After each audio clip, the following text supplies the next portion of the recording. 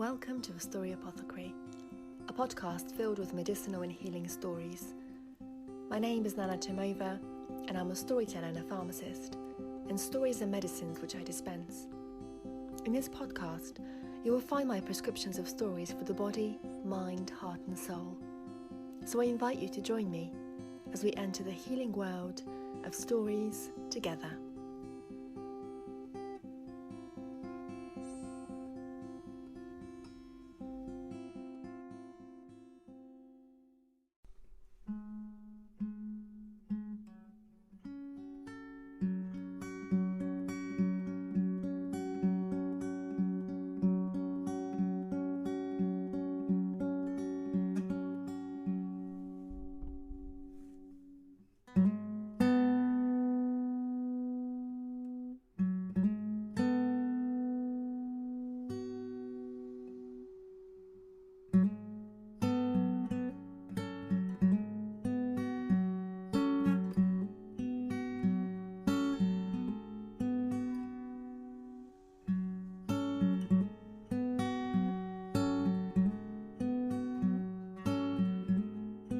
Hello everybody, and welcome to another episode of The Story Apothecary.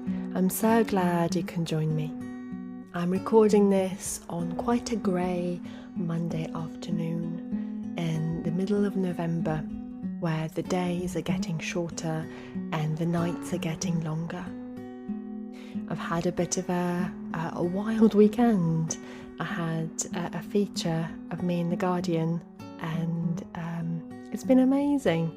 So many people have reached out to say how wonderful the article was, and it was beautiful writing by Jane, the journalist who wrote it, who interviewed me. And it's been a bit surreal. So a lot of my story walks have booked up, and I've put new dates out. So if you live locally to me, so in the south east of England or London, then I hope to see you for a story walk at some point. For today though, I wanted to share a great story with you. Again, it's one of my favourites, and it's one of those stories that I absolutely love to tell in front of a live audience. And I told it for the first time about a couple of years ago in the little hut in Emerson College, which is used to be known as the International School of Storytelling, where I did some of my initial training. And I just loved it. I loved telling that story. I worked with the story with my dear friend Chloe. Chloe was also training to be a storyteller at the time with me. And so I incorporated it in my solo performance, which was just amazing. So this story was picked by my Patreons. So I want to say a great thank you to all the Patreons who support me every month. And as part of their pledges, they get to pick which stories they'd like to hear on the podcast. So thank you ever so much to my Patreons, who are Kalina, Lana, Atanas, Amy, Alana, and my two new Patreons, Pauline and Ninian. I am so grateful for your support, and without you, this podcast wouldn't be able to carry on. So I'm eternally grateful. Thank you. So then, this story is called Tatterhood, and it's a beautiful story from Norway, and it features some of my favourite archetypes and characters, and you will see why. So I hope you like it. I think it's a great story for redefining what feminine is, for redefining what beauty is, a story for celebrating sisterhood, either sisters by blood or sisters by choice, and a great story to challenge some of those narratives of today's society and today's life. I hope you have as much fun listening to it as I have fun telling it.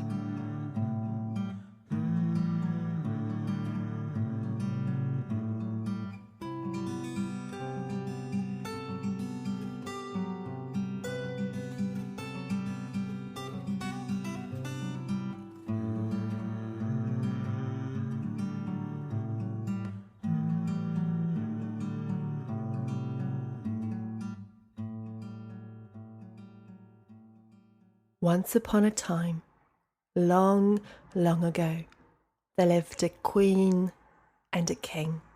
And they lived in a beautiful castle with silver and gold. They had amazing chandeliers which had all sorts of gemstones on them, and the light would come from the window and it would reflect in those precious gemstones.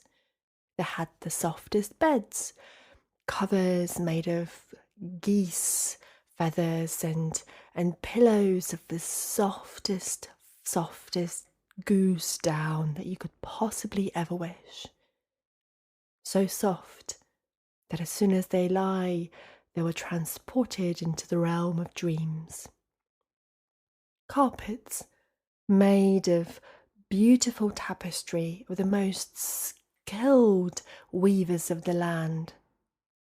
Everything they had, everything, apart from children.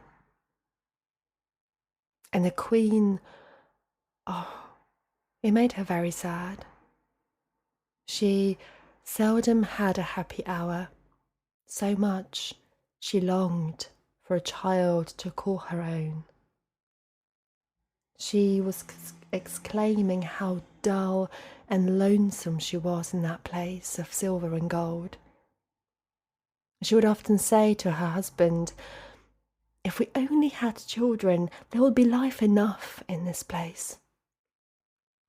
And wherever she went, even in the poorest quarters of the kingdom, she saw children. She found the blessing of the gods with little feet and little hands, and this made her very sad. She would walk in the palace, and she would watch other mothers and fathers praise their children when they were good and scold them when they were bad. And how she wished she could do the same. At last, the king and the queen decided to adopt, and in their palace they took a little girl to raise like she was their own, to love her if she did well, and to scold her if she did wrong, just like their own child. Time passed, as time does. One day, when the little girl was about 8 years old, she ran down the yard of the palace, and she was playing with a little golden apple between her fingers in her hands, throwing it and catching it and throwing it and catching it. And just at that point, outside, an old beggar woman came by. She was dressed in rags, and she was walking, slowly shuffling her feet. And the woman had a little girl with her. And, well, it wasn't before long when the girl of the king and queen and the beggar's child were great friends. It took no time at all, actually, just a few minutes. And they began to play together, the two girls, with the golden apple and throw it between them and catch it between them. And when the queen saw this, and watching her girl play with the girl of a beggar, she was not best pleased. She called her daughter to come up. The girl went at once, but the beggar girl went up too. They were holding hands. And as they went into the queen's apartment, the queen was livid. She went to scold her daughter and say, "You ought to be above running about and playing with a tattered beggar's brat." And she started to drive the other girl down the stairs. The girl looked up and she said, "If the queen only knew my mother's power, she wouldn't drive me out." "What do you mean?" said the queen. "Well, my mother can get you children if you wish." The queen wouldn't believe it, but the girl insisted. and she said that every single word she said was true. And she asked the queen to try and make her mother do it. And so the queen sent the girl down to fetch her mother. "Do you know what your daughter says?" said the queen. No, said the beggar woman. "Well, she says you can get me children if you will," answered the queen. "Queens shouldn't listen to beggars' girls' little stories," said the old woman, and walked out the room. Now the queen was angry, and again she wanted to drive out the little girl, but the girl declared that every word was true. "Let the queen only give my mother something to drink," said the girl. "Well, when she gets tipsy, she'll soon find out a way to help you."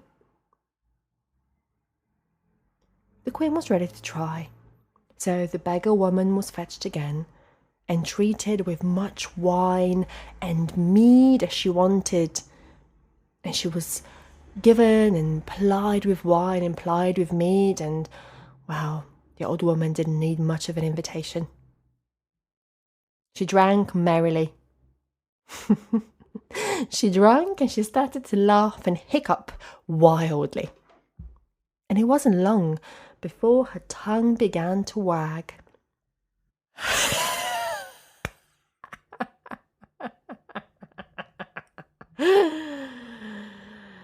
"Perhaps I know one way to help you,"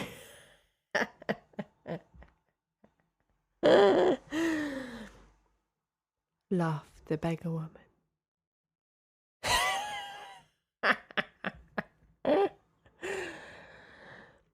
"Your Majesty must make them bring 2 pails of water one evening before you go to bed.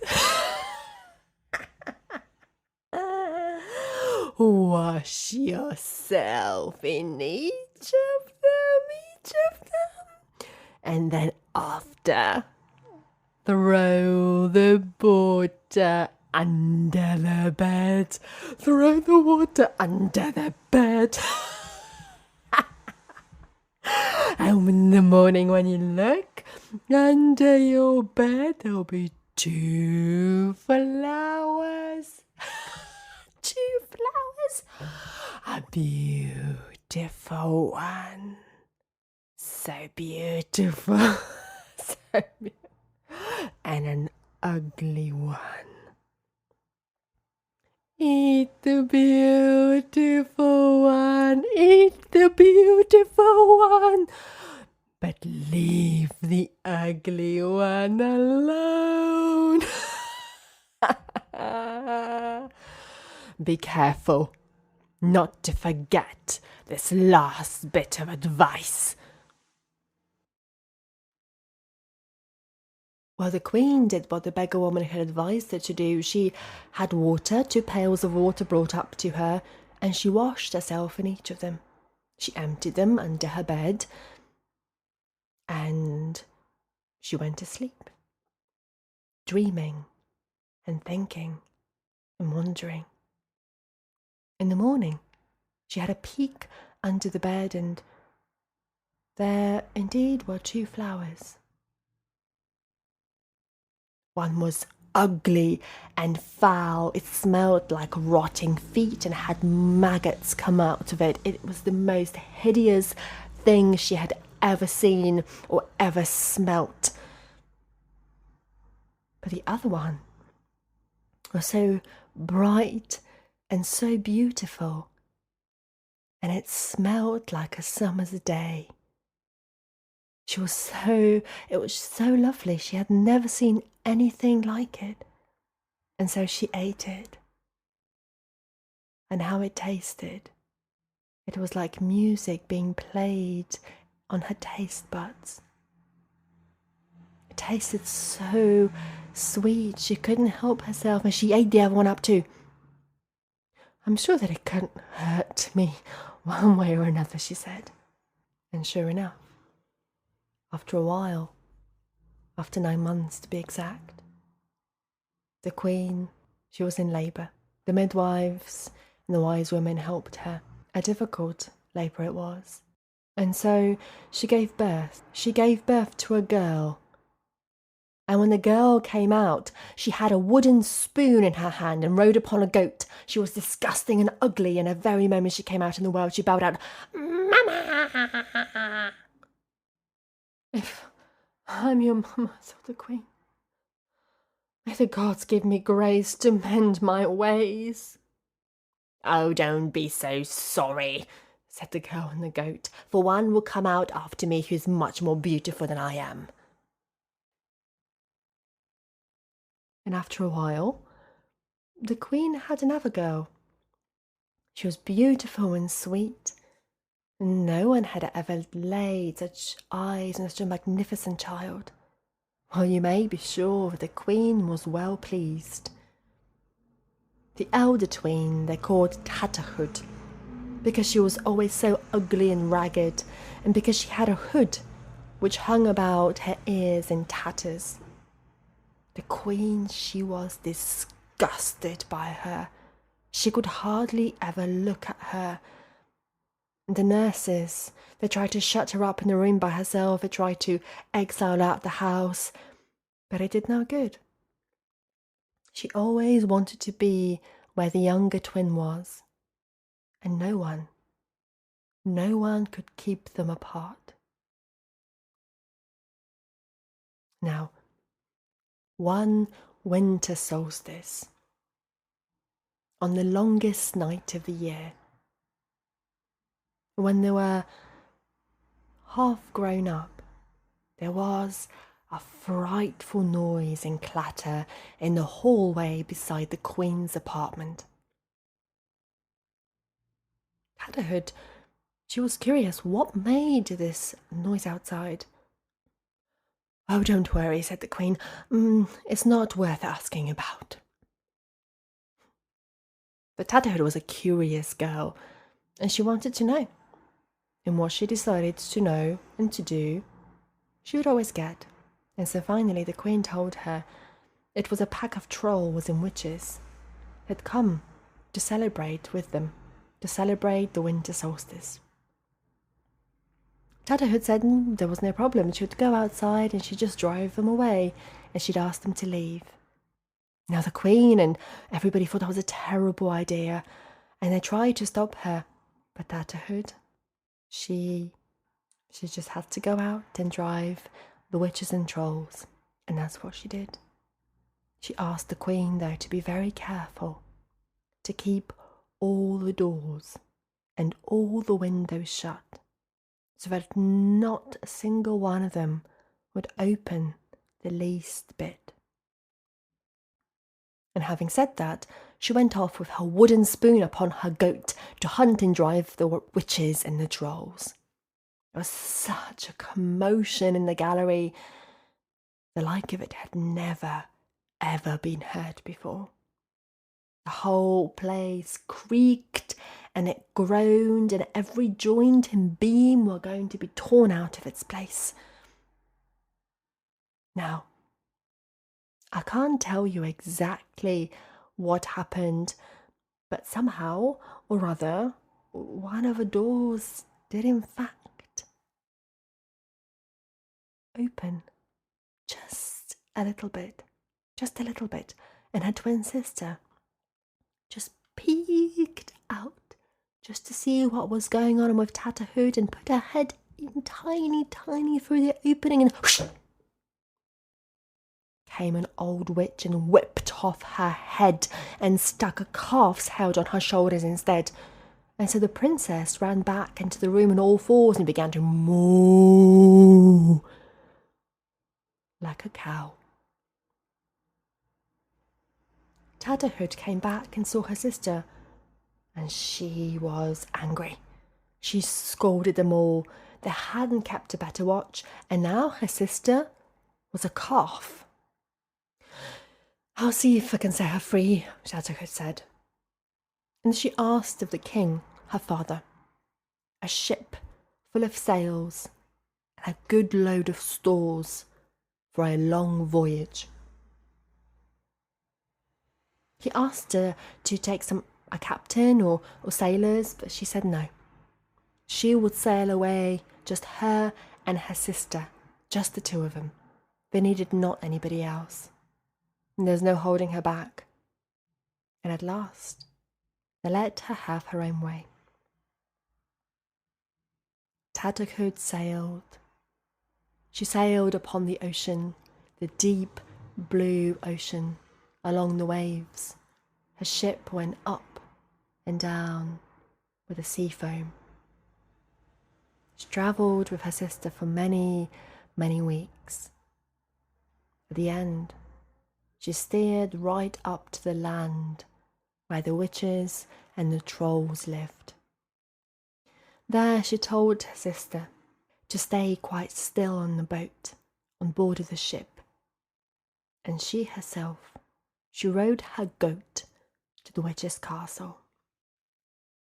When she got there, she saw that one of the windows in the gallery was open, and through it, what could she see but the head of her sister hanging up on the window frame.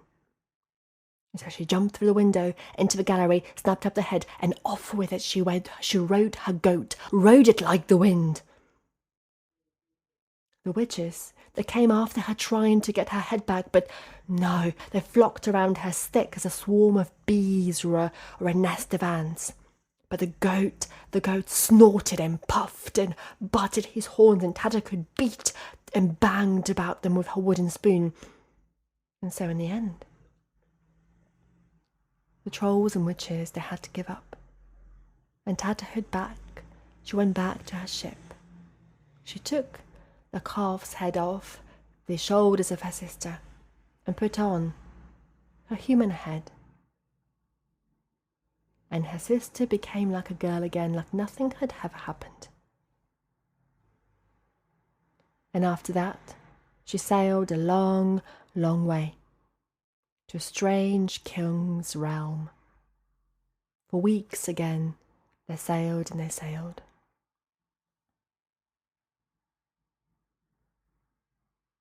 The king had 2 sons. He saw this strange sail come, and he sent messengers down so that his people, his advisors, went to the beach and find out where it came from. When the king's men were down there, the only person they saw was Tatterhood, and there she was on the decking, riding her goat with her wooden spoon at full speed.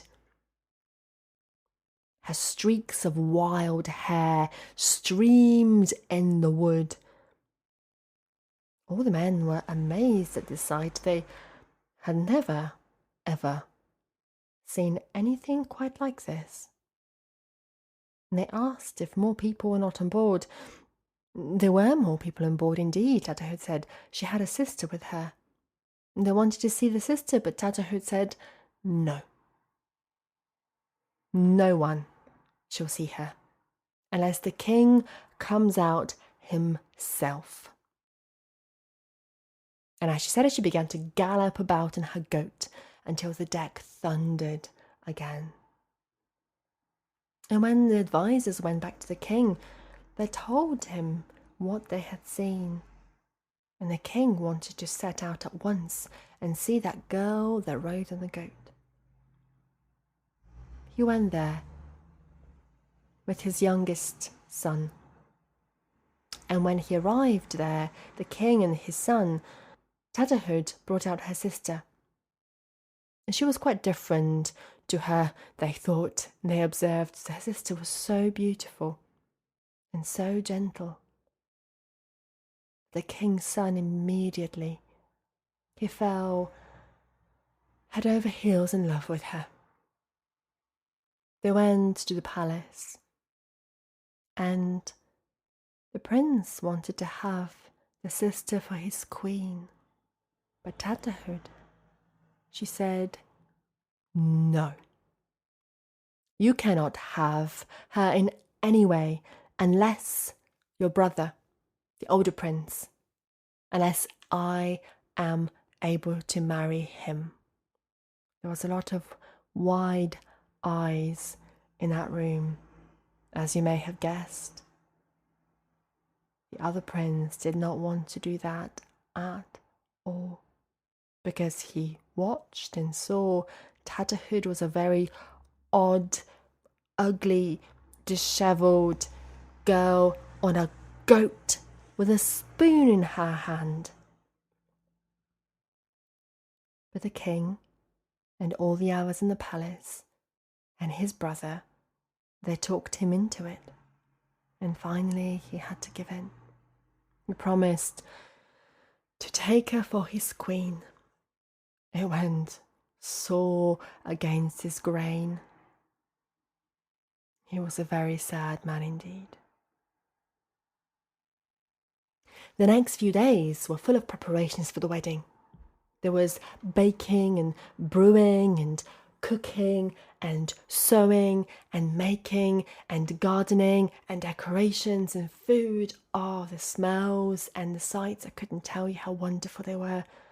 And when all was ready, they went to be married outside under a majestic tree like he was accustomed at the time. The unfortunate prince thought it was the worst service he had ever been to in all his life. The happy prince left with his bride. Oh, she was so lovely and grand. All the people stopped to look at her on the road. They stared at her until she was out of sight. What beauty, they thought. Ah, wouldn't she make such a nice princess? And after them, there came the other prince on horseback by the side of Tatterhood, who trotted along on her goat with the wooden spoon in her fist. To look at him, they weren't going to a wedding, but to a funeral, and his own at that. He seemed so sad. He did not speak a single word. Tatterhood waited patiently, and after a while, trotting on her goat, she looked up at him and said, "Why don't you talk?" "What should I talk about?" answered the prince. "Well, you might at least ask me why I ride upon this ugly goat," said Tatterhood. "Yeah. Why do you ride upon this ugly goat?" asked the prince. "Why is it an ugly goat? It's the most beautiful horse that a bride ever rode." And in an instant, that goat became a horse, the finest one that the prince had ever laid his eyes upon. They rode on a little bit further.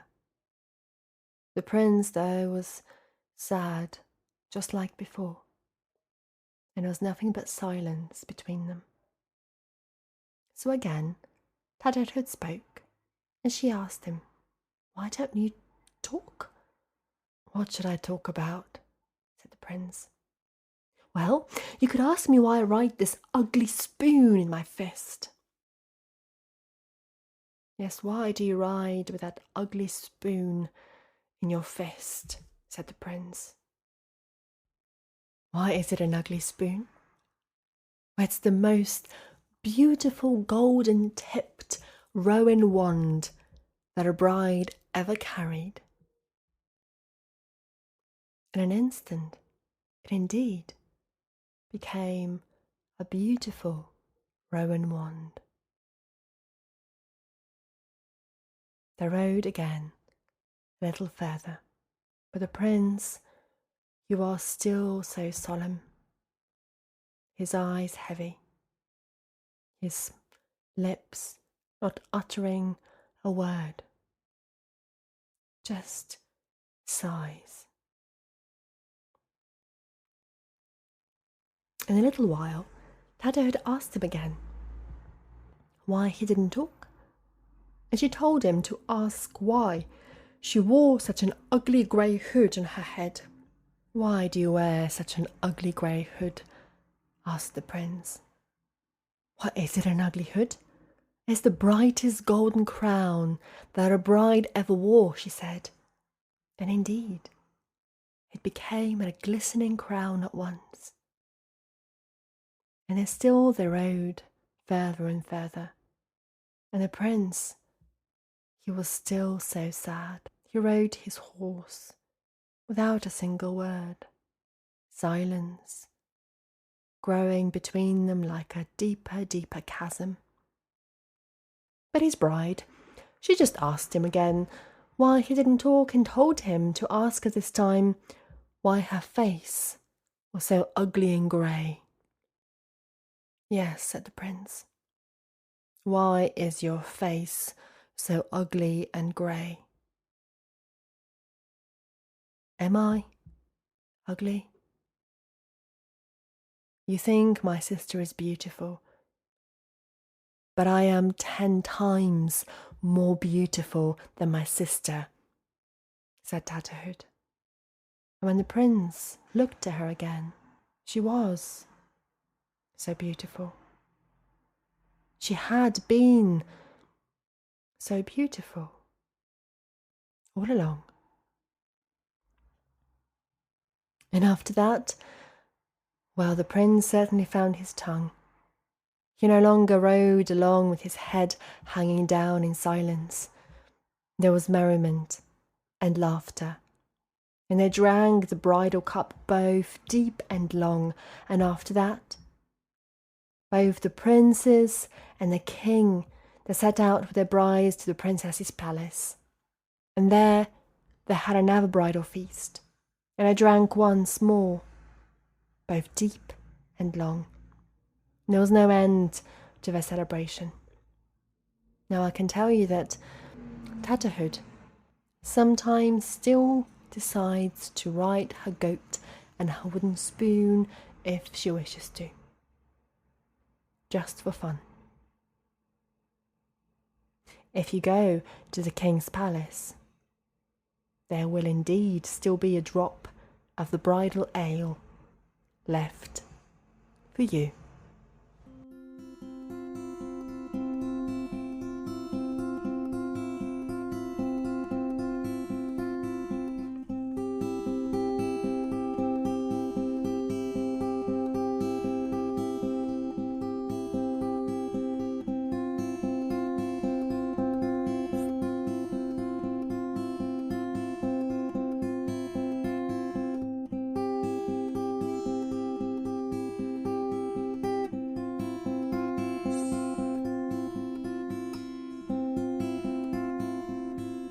I hope you enjoyed the story as much as I enjoyed telling it to you.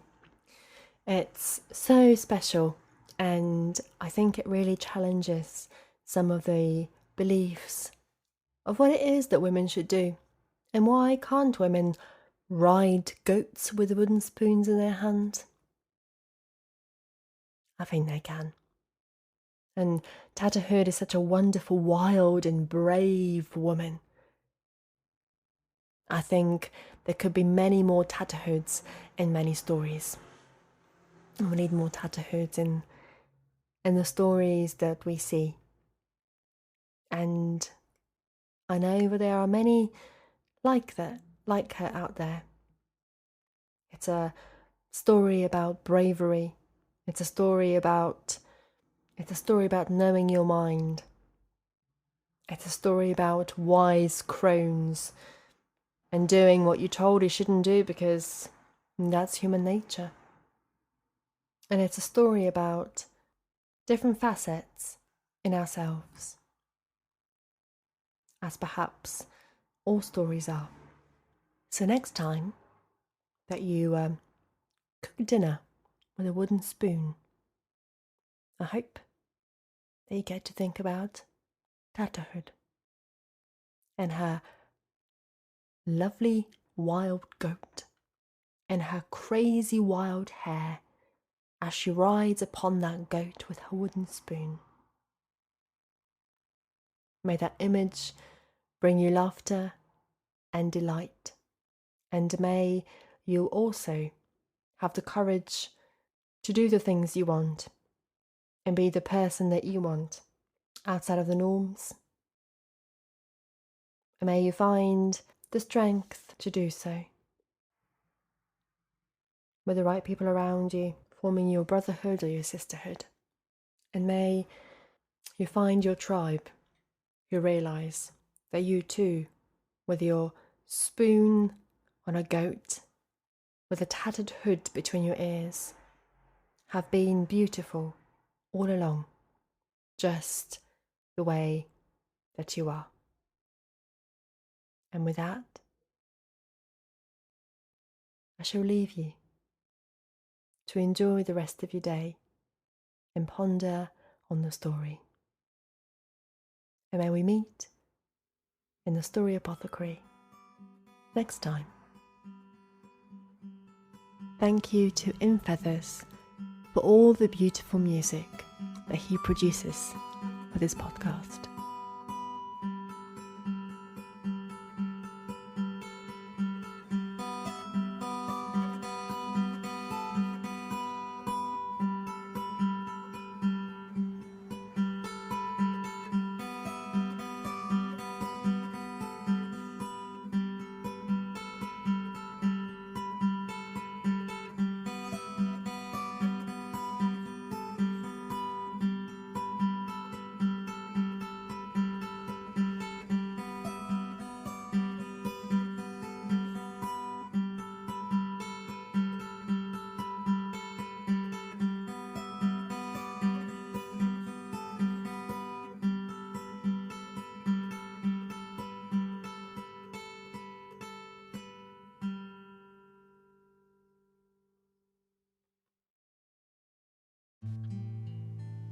Thank you for joining me in the Story Apothecary for healing and medicinal stories.